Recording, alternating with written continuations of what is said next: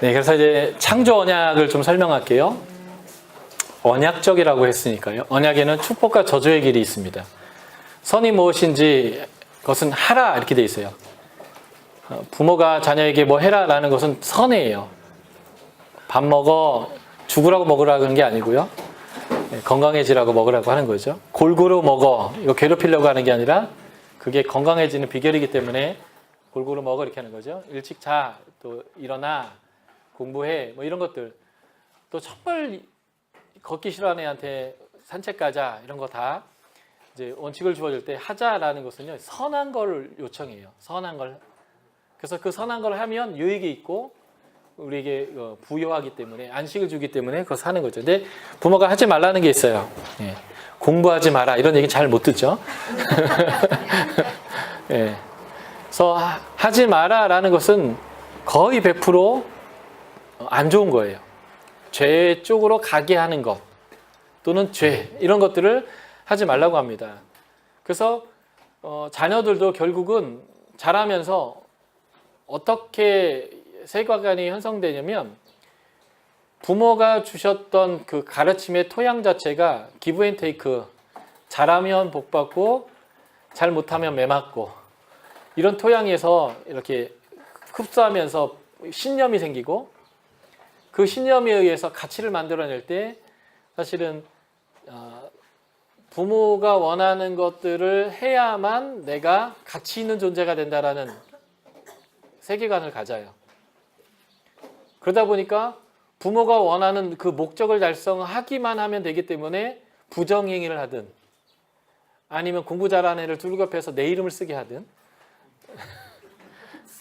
1등 하는 애 교과서를 훔쳐서 태우든 무슨 방법을 쓰든 그 목적을 이루려고 하는 열매를 이제 맺게 되는 거죠. 예. 이게 아주 안 좋은 거예요. 그래서 하나님과의 관계 안에서 하나님의 축복의 길들을 걷고 하나님과 관계하면서 아니라고 하는 것을 거절할 때에도 하나님이 축복과 저주를 주지만 하나님의 그 근간은 무조건적 사랑인데 그 무조건적인 사랑과 용납 위에 법이 올라 있지 않으면 말 그대로 축복과 저주 둘 다 저주예요. 왜냐하면 남의 눈치를 보고 아까 얘기했지만 11계명에 근거한 삶을 살아가게 되기 때문에 그렇습니다. 그래서 여러분들 이미 배우셨을 거예요. 아브라함과 이삭과 야곱의 언약이 기반이고 무조건적인 하나님의 언약 위에 10계명을 포함한 율법이 얹어졌다라고 하는 이것이 굉장히 중요하고요. 사실 부모도 그래서 자녀들을 양육할 때 내가 너를 축복하는 것도 내가 너를 저주하는 것도 혼내는 것도 절대적인 부모의 그 사랑에 기반하다라는 것들을 자녀가 온전히 경험하면서 그 위에 해야 되는지 하지 말아야 되는지를 경험시키지 않으면 자녀 교육이 굉장히 실패하죠. 딱 단적으로 대학 가면 교회 안 다닐 거예요. 좀 더 사춘기에 미치면 부모 앞에서 이제 교회 안 다닐 거예요. 왜 그러냐면 걔가 뭐가 옳고 그른지를 몰라서가 아니고 진정한 사랑이 무엇인지를 경험하지 못했기 때문에 나이가 어느 정도 그리고 경제적으로 어느 정도 부모에게 매여 있을 때만 순종하지 진정한 순종이 이루어지지 않는 이유가 거기에 있는 거거든요. 그래서 사실은 하나님의 그 온전한 사랑, 부모의 온전한 사랑, 그래서 가정 회복이 되게 중요해요. 부모가 원하는 그 무엇을 시키는 게 아니라 경작하고 보존하는 입장에서의 부모의 양육. 하나님이 이 아이를 디자인한 모양대로 키워야지 내가 원한다고 판검사 시킨다든지 뭐 이렇게 애는 공부를 잘 못할 수 있어요. 그런데 공부라는 게 되게 다양하는데 이제 수학 풀고 영어 외고 암기하는 거 아니죠. 그게 아니라 굉장히 창조적인 아이를 엉덩이 깔고 앉아서 공부하는 것만 하라고 밀어붙였을 때 이 애는 그걸 못 하잖아요. 그럼 머저리가 되거든요. 사실은 굉장히 탁월한 애인데 그게 다 부모 잘못이거든요. 그러니까 하나님이 섬기라 할 때 어떻게 섬겨냐면 하나님이 창조한 모양대로 그대로 이렇게 잘 자랄 수 있도록 샤마르 지켜주는 섬김을 해야 되는데 내가 팔다리 다 잘라놓고 너 크게 크면 안 돼. 집에서 키워야 되기 때문에 이렇게 쬐끄맣게 키우라고 다 잘라놓고 막 휘어놓고 막 이렇게 모양 내고 막 해가지고 내 마음대로 분재처럼 자녀를 키우는 거죠. 그럴 때는 그 자녀가 부모의 사랑을 못 느껴요. 그래서 어느 정도에 지나야 되면 그 권위 밖으로 튕겨 나갈 수밖에 없죠. 이게 이제 굉장히 중요한 건데, 그래서 하나님의 복과 저주 모두가 하나님의 사랑에 기반하고 섬김에 기반하다라는 거예요. 이걸 어떻게 알 수 있냐면, 인간이 하나님을 거절하고 사단을 아비로 삼은 사건이 타락의 사건인데, 그때 하나님이 열이 받으셔가지고 오셨지만 하나님 물으세요. 너 어디 있니? 몰라서 묻는 거 아니거든요. 다 알고 왔는데 너 뭐 잘못했는지 빨리 얘기해라 라고 이제 왔는데 회개하지 않잖아요. 그래서 왜 그랬니? 했더니 여자가 그랬다고. 여자는 뱀이 그랬다고 하는 거죠. 원래 죄의 특징은 자기가 잘못했다고 안 해요. 다 이유가 있어요. 1000가지 만 가지가 이유가 있어요. 이유가 있어요. 내가 잘못했다고 안 합니다. 그때 주님이 정말 뚜껑이 열린 거예요. 제가 자식 키워보니까요. 자식이 어릴 때는 거짓말이 보이거든요. 얼굴에 써 있어요. 거짓말 이렇게요. 동궁이 흔들리고 뭐 이제 계속 막 이러고 있고 막 흔들려요. 그래서 다 알아요. 다 알지만 뭐 했니? 라고 물어요. 보면은. 근데 얘가 끝까지 그 진술을 하지 않으면 알고 있다라는 것을 표현하고 얘기하는데 그때 또 이제 잘못했다고 안 하고 핑계를 대면 진짜 진노의 날이 그에게 이제 임하거든요. 그래서 빨리 회개해야 되는데 회개하지 않았을 때 하나님이 정말 뚜껑이 확 열렸을 때 하나님이 하신 첫 마디가 창세기 3장 15절이에요. 하나님의 자녀 삼았고요. 하나님의 성품을 줬고요. 주권적 청지기를 세웠고요. 성령까지 줬어요. 이걸 이렇게 표현할 수 있어요. 뭘 더 할 수 있으랴. 하나님 뭘 더 줄 수 있겠어요. 다 줬어요. 다 준 자녀가 하나님 아니래요. 사단이 내 하나님이래요. 사단이 내 아버지래요. 사단의 원칙이 옳대요. 사단의 방식으로 살겠대요. 그런 사람에게 찾아와서 회개하라고 여러 번 기회를 줬는데 끝까지 잘못했다고 안 해요. 진짜 열받았어요.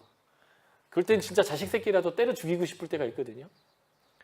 딱 그럴 때 하나님이 딱 던진 말이 뭐냐면 네 잘못이 아니라 내 잘못이고 그래서 이 벌은 네가 받아야 되는 게 아니라 내가 받아야 된다. 그래서 죽어야 되는 건 네가 아니라 내가 죽어야 된다. 그래서 내가 죽겠다. 라고 표현하는 게 창세기 3장 15절인 거죠. 여자의 후손 예수님이죠. 그가 발꿈치를 상한다는 것은 십자가의 사건인 건데 결국 예수님은 너 죽었어 이렇게 얘기하는 게 아니라 내가 죽을 거야 라고 얘기했다는 거예요. 왜요?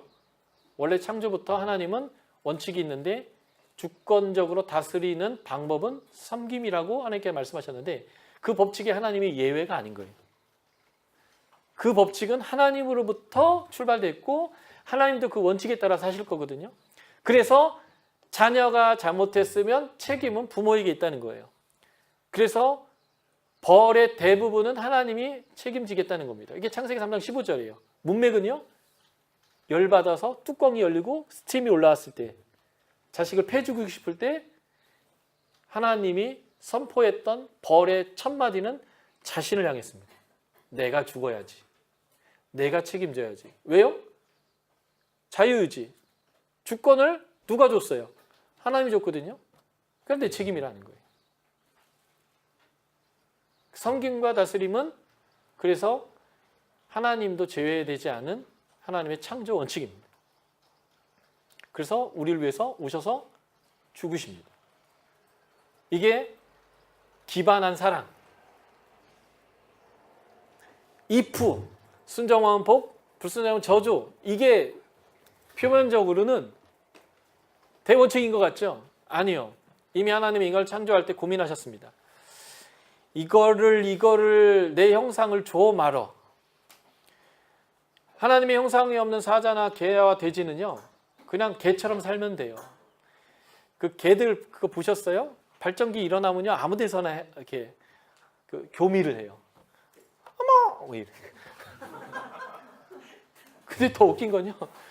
방금 여기서 교미했는데 딴 암컷 지나가면 거기서 또 해요. 개 같은 거죠. 개 너무 새끼다. 근데 그것을 부도덕하다, 음란하다 그러지 않습니다. 지극히 개스러운 거예요. 그건 죄가 없어요. 죄가 아니에요. 개다운 거예요.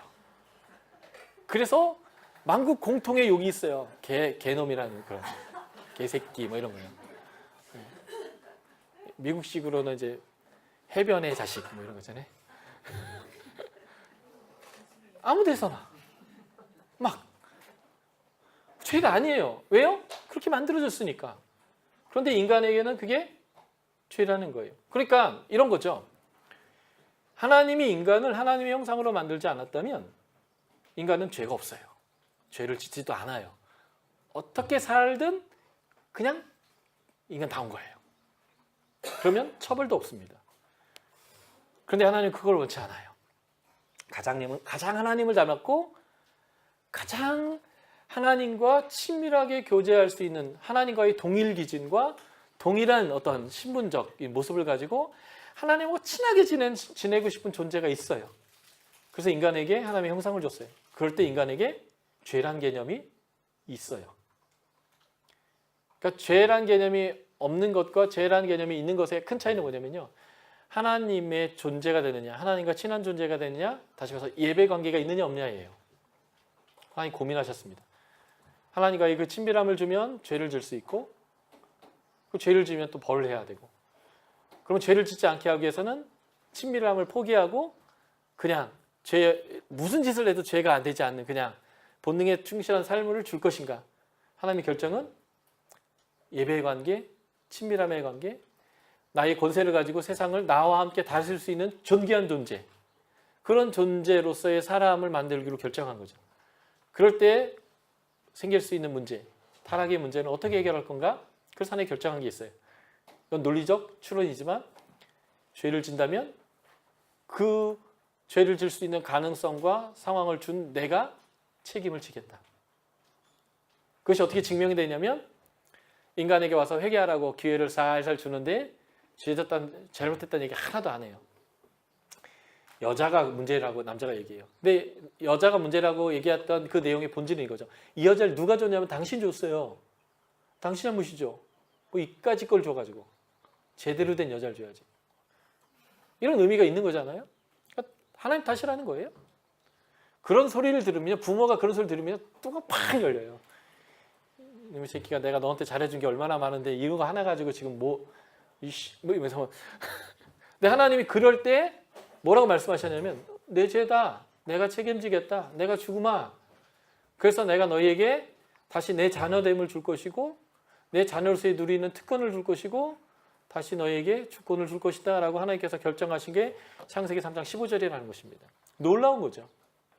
그러므로 하나님은 창조하실 때 이미 그렇게 결정하셨기 때문에 그렇게 말하는 거예요. 팍 불순종했을 때 바로 입에서 탕 튀어나온 말이 내 죄지, 내가 책임져야지 라고 말씀하셨다는 거죠.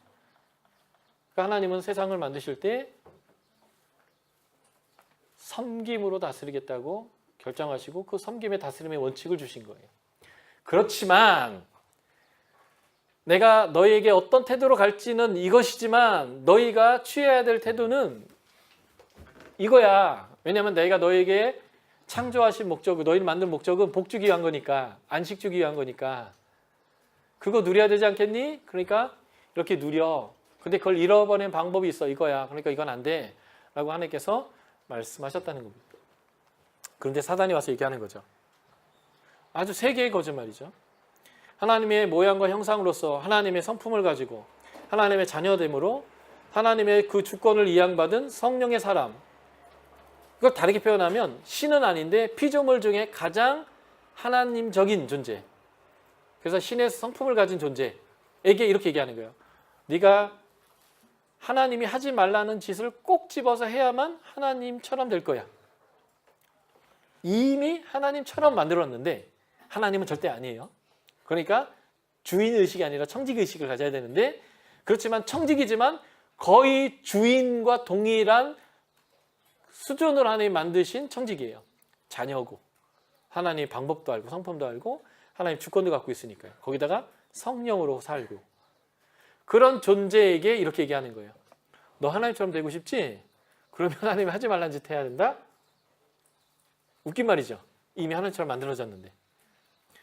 왜 타락한 줄 아세요? 정체성이 문제예요. 내가 누군지 모르니까 이런 말도 안 되는 거짓말이 믿어지는 거예요. 원래 사람은 이 귀가 얇거든요.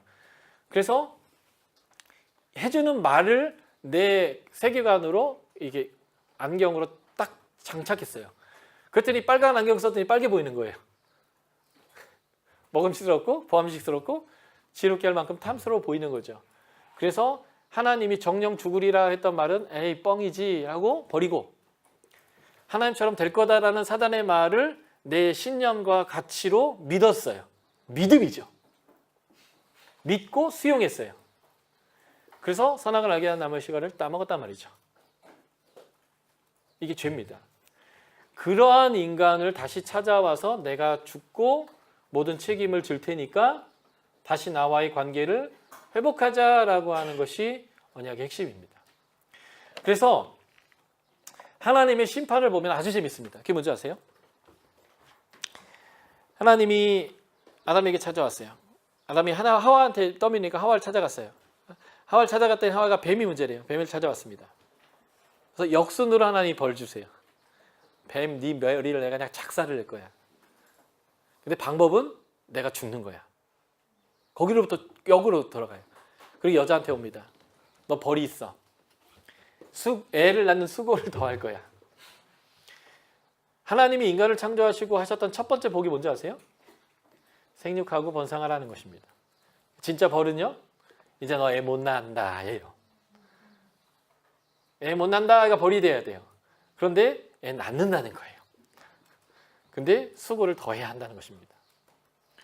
저는 애 낳는 수고가 얼마나 큰지를 저희 아내를 통해서 배웠습니다. 저희 아내가 입덧을 냈어요. 저희 딸 중2이죠. 중2인 저희 딸이 생겼을 때 아내는 입덧을 하는데 굉장히 심하게 했습니다. 굉장히 토했어요. 계속 토했습니다. 한 2주를 못 먹고 계속 토했어요. 그러니까 먹은 게 없는데도 계속 토하니까 까만 물이 나오더라고요. 담즙 같은 거. 그래서 계속 토하니까 산이 계속 올라와가지고 이 식도가 다 상했어요. 그래서 너무 못 먹고 계속 토하니까 이제 몸의 밸런스를 맞추기 위해서 병원에 데려갔는데 병원에서 아예 입원하시죠 그랬어요. 그래서 링거를 맞고 입원을 했는데 며칠을 입원했을까요? 정확하게 30일을 입원했습니다. 30일 동안 아무것도 못 먹었어요. 링거만 먹고 살았습니다. 참 유별난 입덧이죠. 그리고 이제 애를 낳기 위해서 계속 배가 불러오는데 이제 막달 가까워지면 이제 못 자잖아요. 이렇게 누워서 배가 이렇게 나오니까. 그래서 기대서 자고 뭐 이런 모습들을 봤어요. 아, 확실히 그렇게 애를 낳고 나니까 엄마는 엄마더라고요. 아빠는 이제 웬만하면 귀찮으면 짜장면 먹이고 그냥 불편하면 아빠 공부해야 되니까 비디오 봐. 비디오 틀어주고 쉽게 타협하는데 엄마는 그걸 안 하더라고요. 끝까지 아이와 씨름하면서 가장 좋은 거 먹이려고 하고 가장 좋은 거 주려고 하고 끝까지 씨름하면서 포기를 안 하고 자기의 시간과 삶을 다 들여서 이 아이에게 가장 좋은 것을 주려고 애를 쓰더라고요. 그게 어디서부터 나왔을까 하는 것인데 그것이 바로 몸속에 그 아이를 10개월 동안 유대관계를 맺고 실제 젖을 먹이면서 계속 유대관계를 갖고 그래서 아이를 임신하는 그 순간부터 출산해서 아이를 키우는 모든 과정이 출산이에요. 애를 잉태하는 과정입니다. 나눠놓고 가만 놔두면 애가 자라나요? 아니요. 먹여야 되잖아요. 저희 아내는 교과서적인 사람이거든요. 그래서 의사 선생님이 얘기했어요. 2시간 간격으로 젖을 먹이라고요. 그랬더니요. 10시에 젖을 먹이고 재우더니 12시에 일어나서 또 젖을 먹이는 거예요.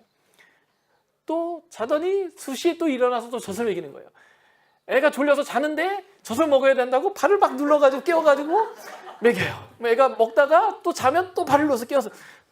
이 말은 무슨 말이냐면 2시간 간격을 먹인다는 것은 애를 깨우고 먹이고 잠깐 이렇게 뒤치락하다가 1시간도 채 못 자고 다시 일어나서 또 먹인다는 거거든요. 그 짓을 계속 하는 거예요. 그래서 제가 굶겨라 안 죽는다. 자고 일어나서 내일 아침에 먹여라. 그런데 그걸 계속 하고 있더라고요. 그런 식으로 아이를 키우려고 하는 그 엄마의 모습들이 어디서 나온지 아세요? 이 여자가 하나님께 벌받은 모습인데도 불구하고 그게 복인 거예요. 결국 진정한 엄마가 되는 방법 중에 하나가 뭐냐면 그 애를 잉태하는 그 전 과정과 애를 젖먹이고 키우는 전 과정을 통해서 누리는 거죠. 그래서 엄마들보다 아빠들보다 엄마랑 아이들이 결국은 더 친밀한 이유가 뭘까요? 그 깊은 유대 관계와 시간들이 있는 거예요. 아빠들은 출근하고 저녁에 한번 보니까 예쁘잖아요. 용돈도 막 주고 얘 망치라고. 엄마 아빠 뭐 하고 싶어요? 그러면 2시간 줄 테니까 오락해. 막 선심 막 쏘고 모든 뒤식이면 엄마가 지고 막 애들 습관 깨뜨리면 엄마가 책임지는 거잖아요. 막 이런 식. 그 엄마의 그 수고하는 삶 자체가 사실은 그러니까 지금 엄마한테 여인에게 잉태하는 수고를 더 했지만 벌은 벌이지만 사실은 복을 주시는 거예요. 남자에게 왔어요. 남자에게는 수고에 수산하고 땀을 흘려야 열매를 맺는 벌을 주셨습니다. 남자에게 경작하라라고 했거든요. 이게 복인데 진짜 벌은 이거예요. 네가 이제 심어봐라, 수고해봐라, 땅을 읽어봐라. 네가 별짓을 다 해도 땅은 너에게 아무것도 내주지 않을 거야. 이게 누가 받은 벌이에요? 가인이 받은 벌이거든요. 가인의 직업은요? 농사꾼이요. 이게 진짜 벌이거든요. 아담에겐 얘기해요. 수고 좀 해야 될 거야. 그래서 경작하고 수고하는 것, 노동이요. 우리 웍두치 정신이죠. 이게 저주가 아니고 여러분들 괴롭히려고 하는 것이 아니라 진정한 하나님의 복이 무엇인지를 누리는 과정이 노동인 거죠. 그래서 뭐 기도가 노동이고 노동이 기도고 뭐 이런 이제 예수원에서 표현하는 방식들이나 우리의 웍두치 정신은 다 마찬가지인데 노동은 축복입니다. 제가 자주 사용하는 격언이 있어요. 백수 3개월이면 쌍코피가 터집니다. 왜요? 피곤하니까요. 백수 생활 피곤해요. 왜냐하면 삶이라는 것은요. 질서가 있어야 돼요. 창조 자체가 질서를 부여하신 거잖아요. 일어날 때 일어나야 합니다. 근데 아침에 일어날 이유가 없는 거예요. 늦게까지 자는 거죠. 그래서 먹어야 될 때 안 먹는 거예요. 그러니까 언제 먹을 때 어떻게 해요? 폭식을 합니다. 그리고 저녁에 잘 이유가 없어요. 내일 일찍 일어날 이유가 없으니까. 그러니까 늦게까지 안 자요. 할 짓이 없잖아요. 그러니까 TV 보고 오락 보고 하지 말아야 할 짓들을 하는 거예요. 늦게 자니까 아침에 또 늦게 일어나겠죠.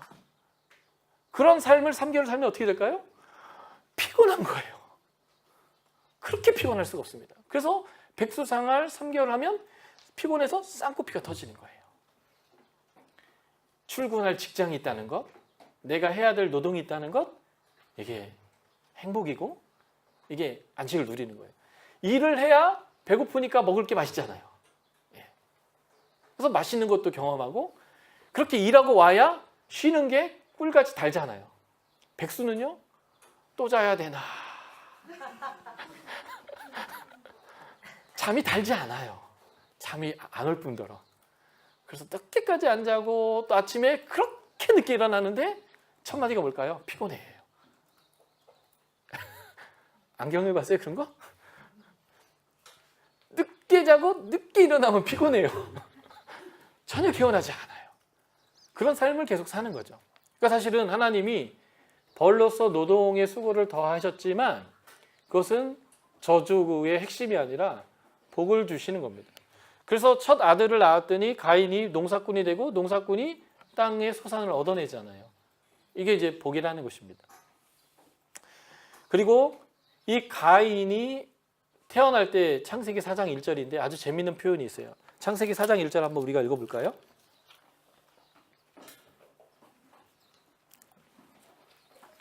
창세기 4장 1절입니다. 문맥적으로 창세기 3장은 여호와 앞에서 쫓겨나갔고 그룹과 화염검이 생명나무를 실과하러 가는 길을 막아서 하나님과의 단절, 구원이라는 게 하나님의 임재 안에서 그분의 질서를 갖고 사는 건데 단절이 이루어진 것으로 끝났는데요. 딱 한 절 만에 이 4장 1절이 나오는 겁니다. 같이 읽어볼까요? 시작.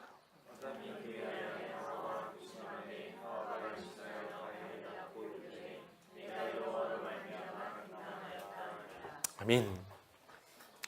히브리어 직역성경을 통해서 읽으면 이렇게 표현합니다. 내가 하나님과 함께 남자를 창조하였다. 히브리 직역성 안 읽어봤어요? 한번 나중에 읽어보십시오. 아담이 그의 아내 하바를 알았다. 야다니까 동침했다고 표현하지 않아요. 알았다. 그래서 아이를 갖게 됐는데 하와가 이렇게 선포합니다. 내가 하나님과 함께 남자를 창조하였다. 여기서는 바라 사용하진 않아요. 창조할 때는 바라란과 아사 이런 단어가 사용되는데 바라는 무에서 유의 창조고 아사는 사람이 창조할 때 사용하는 단어예요. 무슨 일을 행할 때. 왜냐하면 모든 생물 중에 살아있는 존재들 중에서 무엇인가 만들어내는 것은 사람만이 할 수 있습니다. 짐승은 작대기를 사용하거나 돌을 사용해서 뭔가 이게 깰 수는 있어요. 그렇지만 그것을 가지고 뭘 창조해내지는 않습니다. 인간만이 창조해낼 수 있어요. 근데 하나님의 창조 질서 중에 하나가 뭐냐면 남편과 아내가 벌거벗었으나 부끄러워하지 않고 하나 된 한 몸됨의 사랑을 관계를 계속 가지면 어떤 일이 벌어지냐면 하나님의 창조 질서 안에서 하나님의 생명이 만들어지는데 이게 하나님의 형상이에요. 부부의 친밀함은 하나님의 형상을 잉태합니다. 그럴 때 안에 이 단어를 사용하는 거예요. 내가 하나님과 함께 남자를 창조하였다. 그러니까 부부가 친밀하면 이게 하나님의 창조 질서인데요. 남자와 여자가 부모를 따라 하나 되면요. 하나님의 형상을 창조합니다. 그 하나님의 형상을 창조하는 방법이 있는데 그것이 뭐냐면 그냥 단순한 성관계만을 얘기하는 게 아니라 둘이 계속적으로 지속적으로 서로를 사랑하는 거예요. 지속적으로 서로를 아껴주는 거죠. 서로 섬겨서 다스려주는 거예요. 그런 과정을 자식이 이렇게 봅니다. 그러면서 자식이 얘기하는 거예요. 아, 사랑은 저렇게 하는 거고 사랑은 이렇게 받는 거구나. 아, 권위는 저렇게 사용하는 거고 그 권위는 이렇게 승복하는 거구나를 여기서 배워요. 그래서 하나님 앞에 어떻게 순복하는지 하나님부터 본 권위를 어떻게 정복하고 경작하는 데 사용하는지를 가정에서 배웁니다. 그 과정까지가 아이를 잉태하고 키우는 거예요.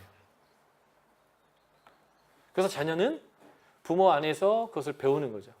그러니까 지금 이게 뭐냐면요. 쫓겨났어요. 한 절 만에 하나님이 찾아와요. 그리고 생육하고 번성하는 복을 이루어 주십니다.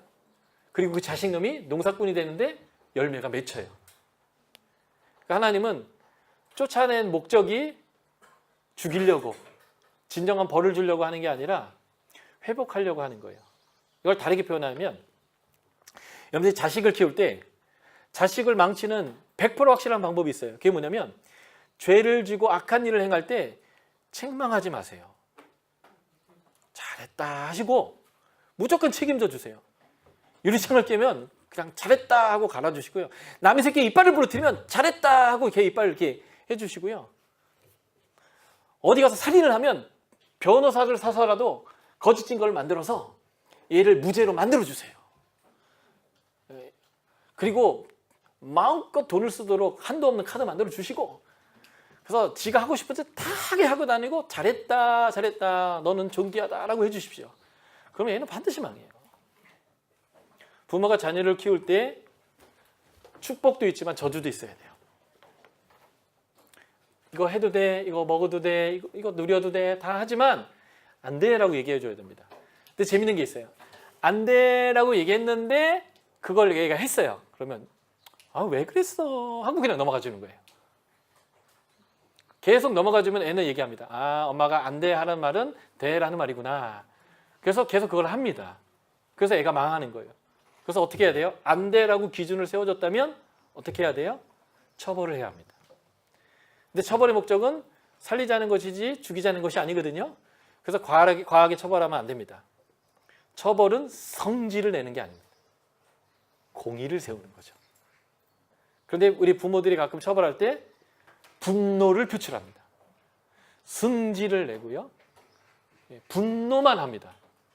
그러면 아이들이 11계명에 매이게 돼 있어요.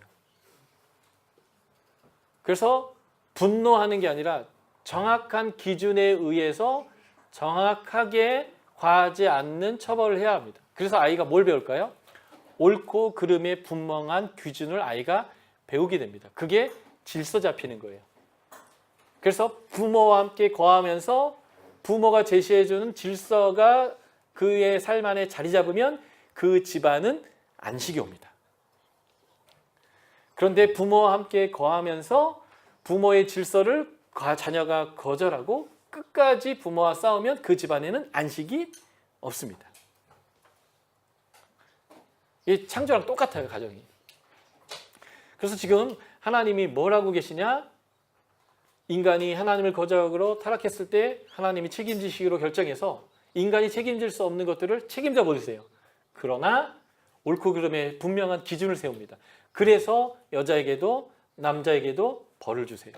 그런데 그 벌은 하나님이 인간에게 주셨던 그 축복을 근본적으로 제한하는 것이 아니라 그 큰 복 안에서 그 복을 누리도록 하나님께서 주신다는 거예요. 그래서 여자가 아이를 잉태하고 품고 있고 낳고 젖을 먹이고 양육하는 그 과정, 그리고 남편이 그것을 보조하지만 근본적으로 배에 담을 수는 없고 젖을 먹일 수는 없으니까요. 물론 요즘은 소젖을 먹이긴 하지만 그런 모든 과정에 부모가 같이 참여하면서 하나님의 사랑이 무엇인지를 보여주는 거죠. 그리고 그 하나님이 나에게 이렇게 사랑하셨구나라는 것들을 경험하는 거죠. 이게 바로 가정 언약이에요. 어쨌든 이 하나님의 공의의 질서를 부여하는 것들이 여자와 남자에게 벌을 주시는 거지만 그것은 근본적으로 벌이면서 동시에 복이다라는 거예요. 그걸 통해서 하나님과의 온전한 관계를 할 수 있는 방법들을 회복했다라는 건데 문제는 이것이죠. 하나님은 회복하려고 들어왔는데 인간은 여전히 죄악을 향해서 달렸다. 그것을 보여주는 얘기가 농사가 됐어요. 예배가 드려졌어요. 그런데 하나님이 가인의 예배를 거절했다는 거예요. 아벨의 예배는 받았다는 거죠. 왜 가인의 예배는 받았고 안 받았고 아벨의 예배는 받았는가? 그것은 본문을 잘 살펴보면 문맥에서 명확하게 설명합니다. 하나님이 가인의 예배를 안 받았을 때 가인이 얼굴색이 변했습니다. 얼굴색이 변한 그 순간 하나님이 말을 거십니다. 예배 안 받을 거면 좀 끝까지 안 받아주셔야 되잖아요. 안 받았더니 가인이 깨달았어요. 그래서 안색이 변했습니다. 그때 하나님이 싹 찾아오셔서 말씀하세요. 본문에 보면 예배를 받았다 안 받았다 되어 있는데 받았다가 샤하 안 받았다가 라샤하예요. 히브리 직역성경을 가지고 그 본문을 한번 봐주세요. 그러면 하나님은 가인의 예배는 보시지 않았고 아벨의 예배는 주목하여 보았다, 이런 식으로 번역되어 있습니다. 샤하가 보았다예요. 주목하여 보았다. 라샤는 주목하여 보지 않았답니다. 이게 성경에 나오는 첫 번째 제의적 예배인데 예배의 핵심은 하나님이 보시느냐 안 보시나예요. 하나님이 안 봐주셨습니다. 그랬더니 안색이 변했는데 안색이 변했다는 원어는 고개를 떨구다예요. 히브리 지역성이 그렇게 되어 있어요. 고개를 가인이 떨궜습니다. 안색이 변했다 이 말이 고개를 떨궜다예요. 그랬더니 하나님이 고개를 떨군 가인에게 찾아오셔서 말씀하십니다. 예, 내가 왜 네 예배를 안 받는 줄 아니? 네가 선을 행하였다면 어찌 네가 고개를 떨궜겠느냐? 죄가 너를 원한다, 갈망한다 이렇게 돼 있어요. 그렇지만 너는 죄를 다스려라 이렇게 얘기합니다. 이 말이 왜 예배를 안 받았는지를 설명하는 거예요. 선을 행하였더라면 이에요. 그러니까 가인은 이 예배를 제의적으로 드리기 전의 삶에서 하나님의 기준에서의 선이 무엇인지를 알지 못했고 그 선을 선택하지 않았다는 거예요. 그래 놓고 예배를 드리니까 하나님이 안 봐주셨습니다. 안 봐주시는 게 그래서 복인 거죠. 계속 죄를 진 사람을 하나님이 불타는 그 공의 눈동자로 째려보셨다고 생각해 보세요. 어떤 일이 벌어졌을까요? 죽는 거예요. 이사야 표현대로 젠장할 망하게 되었도다. 이런 표현이 나올 수밖에 없는 거죠. 그러니까 하나님이 째려보시면 죽을까 봐 고개를 들고시는 거예요. 이것도 은혜고요. 고개를 돌리니까 이제 요즘 말로 쌩을 까셨죠. 쌩을 딱 까시니까 가인이 거절당했잖아요. 그러니까 고개를 떨군 거거든요. 고개를 떨구자마자 순식간에 훅 들어와가지고 내가 왜 네 예배 안 받는 줄 아냐? 그러니까 이 말은 뭐냐면 왜 하나님이 쌩을 까셨냐면 예배를 받고 싶어서 그러신 거예요. 그러니까 고개를 딱 떨구는 순간 예배 받고 싶다는 얘기를 하시는 거예요. 네가 선을 행해야 된다고. 죄가 너를 잡아먹으려고 지금 너한테 갈망하고 있다고. 너 죄 다스려야 돼 라고 얘기합니다. 그러면서 하나님께 이렇게 경고하죠. 네가 죄를 다스리지 않으면 죄가 문 앞에 엎드리느니라. 문 앞에 엎드린다는 표현은 이런 거예요. 고양이과 짐승이요. 표범, 사자, 호랑이 이런 것들이 사냥을 할 때 스프린터처럼 튕겨나가기 위해서는 딱 웅크려요.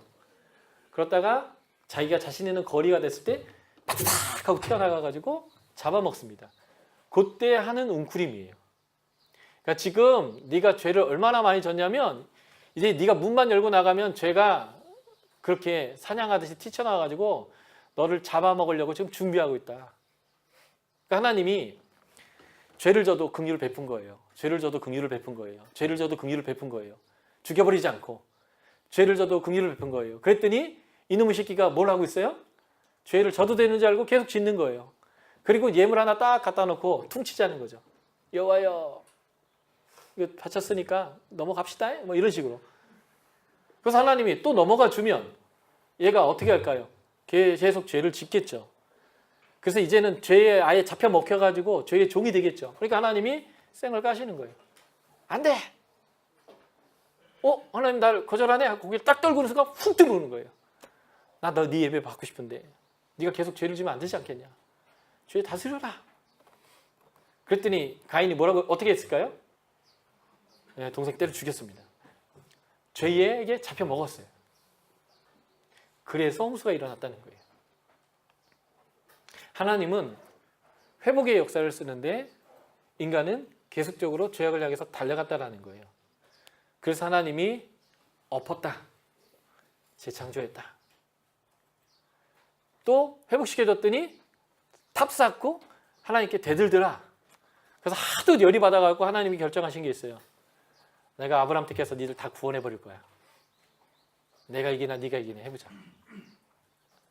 내가 얼마나 사랑을 많이 해주는지 얘와 얘의 가족과 얘의 민족을 통해서 봐라. 그래서 니들이 나의 백성이 되고자 하는 갈망이 일어나서 내가 반드시 내 하나님 백성 돼야지라고 네가 할 정도로 내가 걔들한테 편애를 할 거야. 라고 이제 하나님이 하시는 역사가 아브라함, 이삭까지 쭉 가는 거거든요. 그래서 지금 창조 언약을 지금 제가 한 건데 이 창조 언약에서의 하나님의 성품과 하나님의 방법 그것을 잘 이해하셔야 되고 그것이 실습하는 자리가 부모 그리고 부부관계 안에 있다는 것. 그리고 하나님은 그 사랑에 기반하지만 옳고 그름의 분명한 기준으로 우리가 하나님 앞에 질서를 잡게 했다는 것.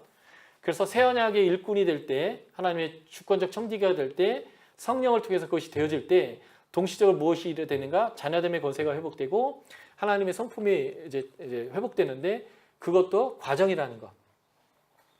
그래서 순식간에 자녀됨으로 신분은 회복되지만 성령이 들어오면 하나님의 권세는 가겠지만 우리가 그 하나님의 진정한 하나님의 자녀가 되는 것은 알을 통해서 이루어지는 거죠. 그래서 계속적으로 말씀을 통해서 기도하면서 하나님의 그 응답하심을 경험함을 통해서 순종하는 삶을 통해서 하나님의 말씀대로 살았더니 그것이 맞다라는 것을 경험함을 통해서 우리가 하나님을 아는 만큼 우리의 가치를 세상적 가치에서 하나님의 가치로 우리가 그것을 바꿔가는 과정을 통해서 우리가 하나님의 구원을 이루어가는 거죠. 그래서 빌립보서 2장에서는 너희가 두렵고 떨림으로 구원을 이루라 라고 하면서 구원을 완성형이 아닌 진행형으로 이제 표현하고 있는데 바로 이게 이제 아는 만큼 하나님의 백성이 되는 거예요. 그러니까 구원은 완성형이고 진행형이라는 거예요. 근데 문제는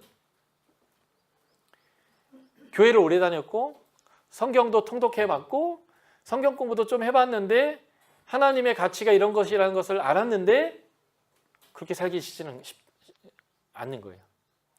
그렇게 살지 않을 뿐더러 이런 신념이 있는 거예요. 그건 사람이 할 수 있는 일이 아닙니다. 하나님. 그냥 내가 갖고 있는 신념대로 살 건데 죄송하니까 주일 성수할 거고 주일에 나오면 주의 보혈로 나를 덮을 거고 그래서 주의 보혈로 나를 용서하실 것을 내가 믿기 때문에 내가 용서될 거고 그리고 마음에 가책이 있고 좀 그러기 때문에 그래도 내가 봉사를 좀 해드릴 거고 11조도 좀 드릴 테니까 그 선에서 우리가 적당히 타협하는 게 좋을 것 같습니다. 라는 신념으로 쭉 사는 거예요. 그러면서 나는 구원받았다. 라고 얘기하는 이 모순됨 안에 있다는 거죠. 여전히 하나님은 긍휼히 여기실 것이고 우리의 죄악을 단숨에 징계해서 지금 당장 즉사시키진 않으실 것이지만 우리가 그런 삶을 쭉 살아가기를 원치 않으시거든요. 그래서 하나님은 때로는 여러분들 치실 수도 있어요. 여러분들이 예배 드리는데 한 번도 만나주시지 않을 수도 있고요. 그거는 징계가 아니라 복이라는 거예요. 그런데 이것에 끝선이 있다라는 거예요. 주님이 왕권을 가지고 훅 들어올 때가 있는데 그때 나는 너 모른다라는 그 충격적인 말을 들을 수 있다고 복음서가 얘기하는 거죠. 아니요, 주님과 식사 같이 했고요.